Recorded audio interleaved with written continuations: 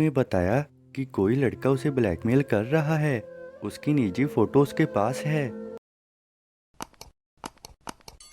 थाना अधिकारी थका हारा घर पहुंचा। बीवी गर्मा गर्म चाय बनाकर ले आई। मैं पड़ोस के घर जाकर आ रही हूँ, आप चाय पी लेना। थाना अधिकारी के जहन में सुबह की तफ्तीश की कुछ बातें चल रही थी।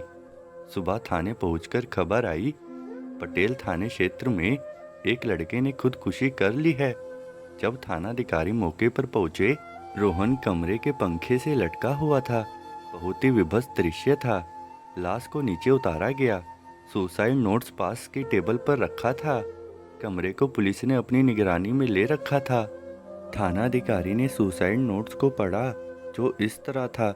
मुझे माफ़ करना मम्मी पापा, आपने बहुत तकलीफ़ें उठाकर मुझे पढ़ा लिखाकर बड़ा किया है, और आज जब मैं आप लोगों के लिए कुछ करने लायक हुआ हूँ तो मैं इस दुनिया को छोड़कर जा रहा हूँ।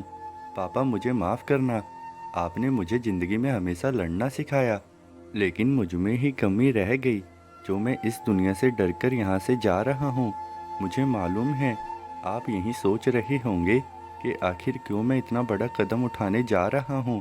तो उसका कारण यह है, हमारे ऑफिस में एक लड़की काम करती है, रेनू। हम दोनों एक दूसरे से बहुत प्यार करते थे। एक दिन रेनू घबराकर मेरे पास आई और बोली कि उसके घर के पास एक लड़का उसे ब्लैकमेल कर रहा है। उसकी कुछ निजी फोटो उसके पास है और उसके लिए पैसे की मांग कर रहा है। अगर यह पैसे उसे नहीं मिले तो वह इन्हें इंटरनेट पर अपलोड करने की धमकी दे रहा है। प्लीज़ मुझे बचा लो। मैंने उसे पुलिस के पास चलने के लिए कहा, लेकिन उसने इनकार कर दिया, क्योंकि यह बात अगर उसके घर वालों तक पहुंच गई तो उसका घर से बाहर निकलना दुष्कर हो जाएगा। मैं उससे दिलो जान से प्यार करता था, तो हमने तय किया कि हम पैसे देकर इस मुसीबत को निपटा लेंगे। पैसे ना तो उसके पास थे ना मेरे पास।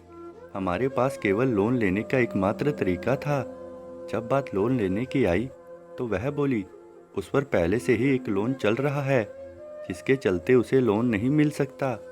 उसने मुझसे फरियाद की कि मैं लोन लेकर उसे दे दूं, जिसकी ईएमआई वह भर देगी।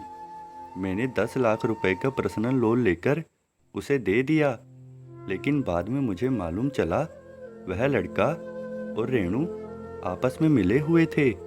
जब मैंने रेनू से इस बारे में बात की तो उसने मुझे धमकी दी कि अगर मैंने इस मामले में किसी से कोई बात की तो वह मुझ पर रेप का केस दर्ज करा देगी। इधर आप लोगों ने मुझे पढ़ाने के लिए एजुकेशन लोन ले रखा है, उस पर वह इतना बड़ा लोन। मुझे समझ नहीं आ रहा यह मेरे साथ क्या हो गया। मैं उस लड़की से बहुत प्यार करता था, आखिर उसने मेरे साथ ऐसा क्यों किया। मुझे इस दुनिया में अब किसी पर कोई भरोसा नहीं है। मुझे लगता है या तो मैं इस दुनिया में जीने लायक नहीं, या फिर यह दुनिया मेरे लायक नहीं। दोनों ही सूरत में मेरा यहाँ से चले जाना ही बेहतर होगा। मेरी आप सब लोगों से हाथ जोड़कर विनती है।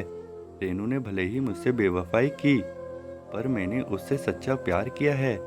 इसलिए मैं चाहता हूँ मेरे जाने के बाद किसी को भी मेरी वजह से दुख ना पहुँचाया जाए। एक बार फिर मम्मी पापा, आपसे माफ़ी मांगता हूँ, मुझे माफ़ कर दे।